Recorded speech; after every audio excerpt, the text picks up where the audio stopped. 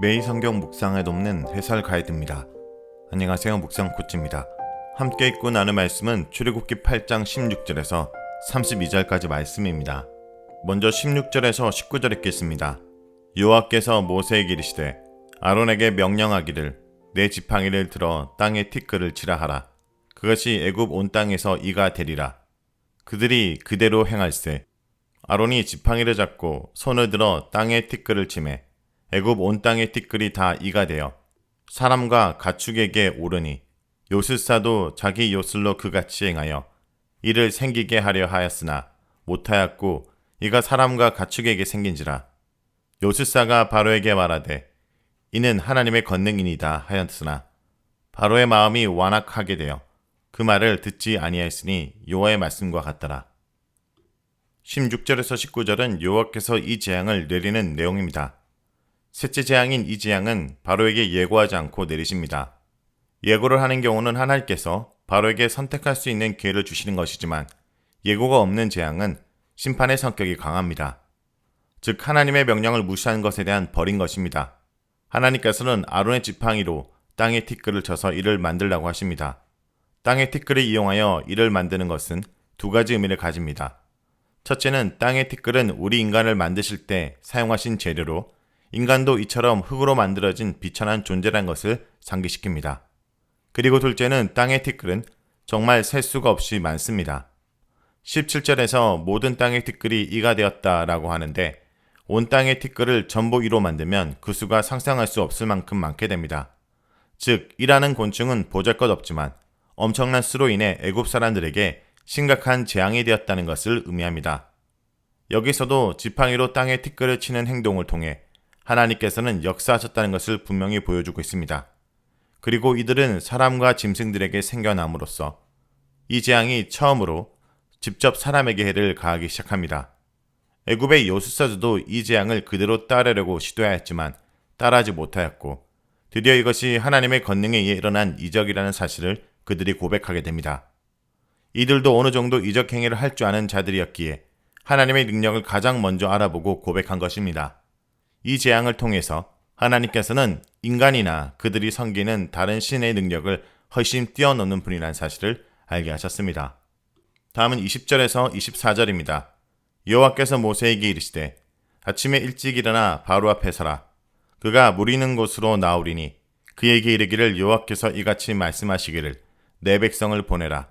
그러면 그들이 나를 섬길 것이니라.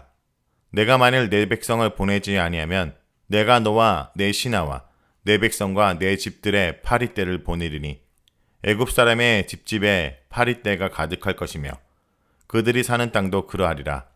그날에 나는 내 백성이 거주하는 곳의 땅을 구별하여 그곳에는 파리가 없게 하리니 이로 말미암아 이 땅에서 내가 여호와인 줄을 내가 알게 될 것이라. 내가 내 백성과 내 백성 사이를 구분하라니 내일 이 표징이 있으리라 하셨다 하라 하시고 여호와께서 그와 같이 하시니 무수한 파리가 바로의 궁과 그의 신하의 집과 애굽 온 땅에 이르니 파리로 말미암아 그 땅이 항폐하였더라. 하나님께서는 또다시 모세에게 나타나셔서 바로에게 가서 이스라엘 백성을 보내라고 말하라고 명령하십니다. 그렇지 않으면 이번에는 파리떼를 애굽 온 땅에 보내겠다고 말씀하십니다. 여기서 하나님은 계속해서 너와 너의 신하와 내 백성과 내 집들이란 표현을 사용하시는데 이것은 하나님의 공격 대상이 애굽 사람들이라는 것을 분명히 하기 위한 것입니다. 하나님께서는 애굽 사람들과 그 사람들이 사는 땅의 모든 생물들에게까지 재앙을 내리실 것을 말씀하셨습니다. 사람과 식물과 동물들은 모두 땅에 기반을 두고 사는 유기적인 생명체들이기에 사람이 재앙을 받으면 그 땅의 동물과 식물들도 재앙을 받고 사람이 복을 받으면 그들도 같이 복을 받을 것입니다. 이것은 창세기 3장 17절에서 땅이 아담으로 인해 저주를 받았다는 사상과 연결됩니다. 여기서도 땅은 히브리어 아다마를 사용하고 있습니다. 파리 재앙부터 하나님께서는 애굽과 이스라엘을 구별하기 시작합니다. 하나님은 내 백성이 거주하는 고생 땅을 구별하여 그곳에는 파리떼가 없게 하겠다고 선언하십니다. 이제 하나님의 백성이 애굽에 내리는 재앙의 고통을 같이 경험하지 않게 보호하시겠다는 것입니다. 이스라엘 백성이 살고 있는 고생의 지역을 재앙에서 제해시키므로 이스라엘이 하나님 백성인 것과 하나님이 여호와라는 사실을 분명히 알리시는 것으로 이런 구별이 바로 하나님의 여호와 되심을 표징이 됩니다. 그리고 이스라엘을 재앙에서 보호하시는 하나님의 권능과 자신과 자신의 백성을 재앙에서 보호하지 못하는 바로의 무능이 이런 구별을 통해 더욱 드러나게 됩니다. 여기서 다시 알의 모티브가 등장하고 있습니다. 그리고 24절에서 하나님께서 말씀하신 그대로 엄청난 파리떼가 바로의 집과 신하들의 집과 온 땅에 날아왔습니다. 이것은 파리떼가 우연이 아니라 하나님 말씀대로 이루어진 하나님의 권능이라는 것을 강조하는 것입니다. 그리고 파리떼는 이전에 사람과 동물을 괴롭히는 수준의 이나 개구리와 때와는 달리 땅을 황폐하게 만드는 직접적인 피해를 입혔습니다. 재앙이 진행될수록 사람과 땅에 끼치는 피해도 점점 커지고 있는 것입니다. 다음은 25절에서 32절에 있겠습니다. 바로가 모세와 아론을 불러 이르되 너희는 가서 이 땅에서 너희 하나님께 제사를 드리라. 모세가 이르되 그리함은 부당하나이다. 우리가 우리 하나님 여호와께 제사를 드리는 것은 애굽 사람이 싫어하는 바인즉 우리가 만일 애굽 사람의 목전에서 제사를 드리면 그들이 그것을 미워하여 우리를 돌로 치지 아니하리까. 우리가 사흘 길쯤 강야로 가서 우리 하나님 여호와께 제사를 드리되 우리에게 명령하시는 대로 하려 하나이다.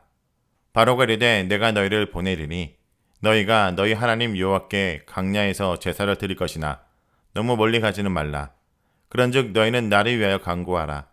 모세가 이르되 내가 왕을 떠나가서 여호와께 간구하리니 내일이면 8일 때가 바로와 바로의 신하와 바로의 백성을 떠나려니와 바로는 이 백성을 보내어 여호와께 제사를 드리는 일에 다시 거짓을 행하지 마소서 하고 모세가 바로를 떠나 나와서 여호와께 간구하니 여호와께서 모세의 말대로 하시니 8일 때가 바로와 그의 신하와 그의 백성에게서 떠나니 하나도 남지 아니하였더라. 그러나 바로가 이때에도 그의 마음을 완강하게 하여 그 백성을 보내지 아니하였더라. 25절에서 29절은 바로와 모세의 협상입니다.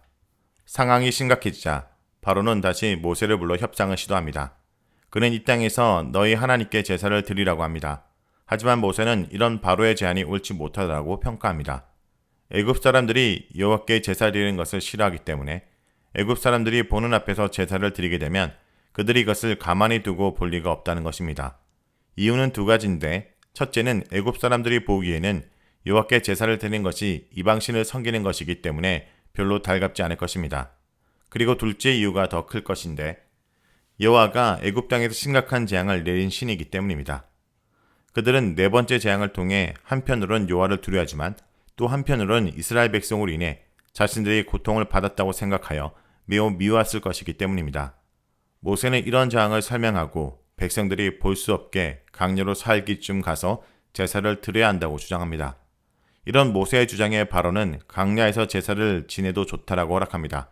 하지만 조건을 다는데 멀리 가지는 말라라고 말함으로써 3일길이나 가는 것은 안 된다는 부분적인 허락을 합니다. 이제는 허락을 먼저 하고 그 다음에 기도해달라고 부탁한 것을 보면 바로가 점점 하나님께 밀리고 있다는 것을 알 수 있습니다. 이런 바로의 부탁에 모세는 자신이 여호와께 간구할 것이고 그러면 내일 8일 때가 당신과 당신의 신하와 당신의 백성을 떠날 것이라고 말합니다. 여기서는 바로가 시간을 지정하지 않고 모세가 바로가 원했던 시간에 맞추어 사라지게 해주겠다고 약속합니다. 또 자신이 약속을 지키면 바로도 더 이상 속임수를 쓰지 말고 반드시 이스라엘 백성을 보내라고 경고합니다. 모세는 지금까지 바로가 보내겠다고 약속했다가 번복한 것을 속임수를 쓴 것이라고 신랄하게 비판하는 것입니다. 바로와 협상을 마친 모세는 바로에게서 나와 다시 하나님께 기도하였고 하나님께서는 모세의 기도를 들으시고 그의 말대로 행하셨습니다. 하나님께서 모세의 말을 그대로 들어주시는 것은 하나님과 모세의 관계가 아주 친밀하다는 것을 나타냅니다. 8일 때가 모세의 말대로 바로와 그의 신하와 그의 백성에서 떠나서 하나도 남지 않게 되었습니다. 하나도 남지 않았다는 것은 온 땅이 8일 때로 덮였다는 것과 대조를 이룹니다. 이렇게 개구리나 이나 파리 같은 미물들도 하나님의 명령에 일사불란하게 움직이는 것은 하나님이 창조주이시며 세상의 주인이심을 더욱 분명하게 드러냅니다. 그러나 바로는 이번에도 마음을 완강하게 하여 백성을 보내지 않았습니다. 모세가 다짐을 받았음에도 불구하고 바로는 또다시 모세와 하나님을 속였습니다. 바로는 계속해서 하나님께 순종하지 않으므로 하나님의 계속되는 재앙을 자초하고 있는 것입니다. 자, 여기까지가 출애굽기 8장 16절에서 32절까지 말씀입니다. 오늘 말씀을 통해 우리는 무엇을 묵상하고 적용해야 할까요? 자기 백성을 구별하고 보호하십니다.